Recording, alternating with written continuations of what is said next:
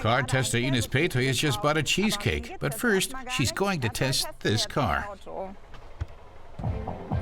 It's the I-Pace from Jaguar, the brand's first all-electric vehicle and a completely independent model. Ines says the I-Pace has won 3 World Car Awards in 2019, Car of the Year, World Green Car, and Car Design of the Year. In the interior, there are 2 high-resolution touchscreen displays with multifunction dynamic dials for adjusting the seats and the climate control system.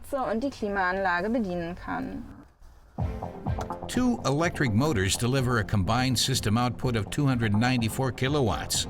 That's a lot of power. We start off with a battery that's charged to 88%. That should give us a range of 326 kilometers.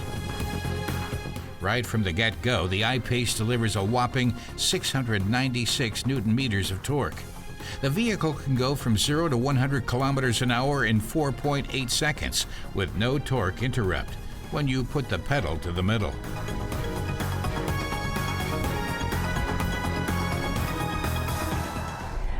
Ines says it's unbelievable how the car accelerates. It doesn't matter whether you're just starting off or already going 120 kilometers an hour.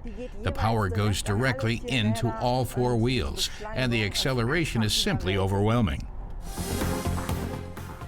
As is usual with electric cars, the top speed is electronically limited to increase the vehicle's range. But this electric Jaguar can still sprint up to 200 kilometers an hour. In Germany, the I-Pace has a starting price of just under 80,000 euros, though our test car with the HSE trim level will set you back over 93,000 euros. Ines says the car's handling is impressive simply in the normal driving mode, but it gets even better when you switch to dynamic mode. Here, the battery gives you all it's got when you accelerate. The suspension is also tighter, and the steering more direct. Ines compares the feel to that of a sports car.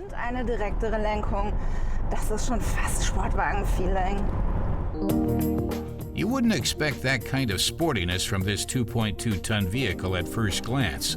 To strike the right balance between cooling the battery and aerodynamic performance, active vanes in the front grille only open when the battery really needs cooling.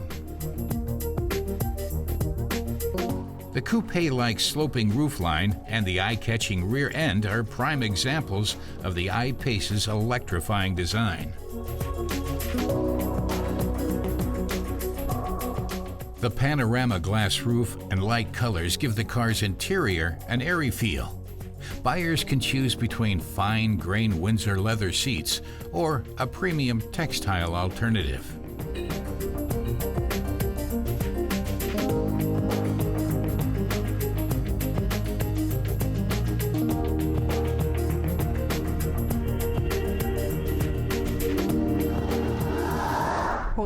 Ines says the first thing you have to get used to is the Jaguar's so-called one-pedal driving. To speed up, she naturally steps on the right pedal. But as soon as she releases it, the regenerative braking kicks in. She says the system takes a bit of getting used to, for instance, rolling to a red light and coming to a stop way too soon. But once you've gotten the hang of it, it's a lot of fun to brake and accelerate with the same pedal.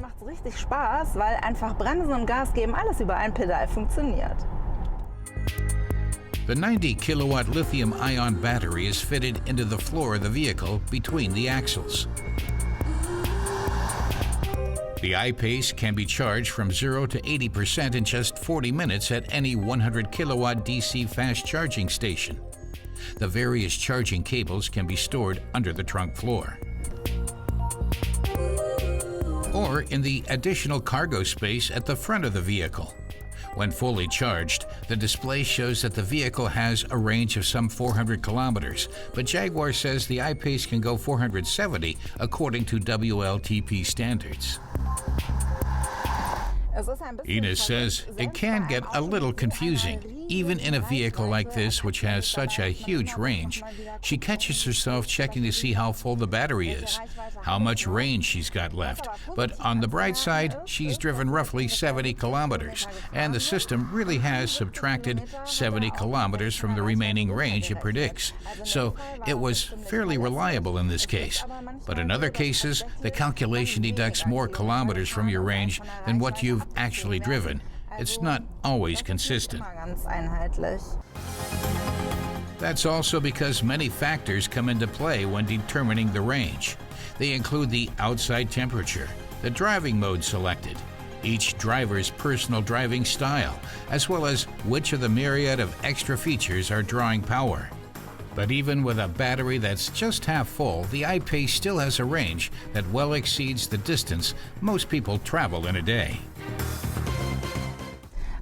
Speaking of battery power, Ines remembers her cheesecake.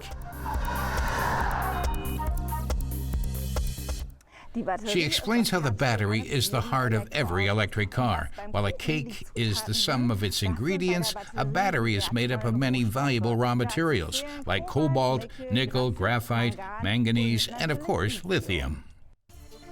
These raw materials are often obtained at a heavy cost to environmental protection and sustainability. In South America, billions of liters of water have been evaporated to extract lithium from underground reservoirs of salty water. This lowers the groundwater level and often costs people their livelihoods. Electric cars, which are thought as key to tackling climate change, are actually destroying functioning ecosystems in parts of the world. The uncomfortable truth is, other people are paying the price for our green conscience. That's something we prefer not to think about or simply choose to ignore. For Ines, environmental protection and sustainability begin with people only taking as much as they really need. But we humans are creatures of habit, so we want our electric cars to have the same range as the internal combustion models we're used to. And the industry has delivered. The result? Huge batteries housed in huge vehicles. But do electric SUVs really make that much sense when most of us are traveling alone in our cars most of the time anyway? It's different if the large batteries are powering buses carrying lots of passengers. Or, as Ines puts it, who needs to have a whole cheesecake all to themselves when one slice would do?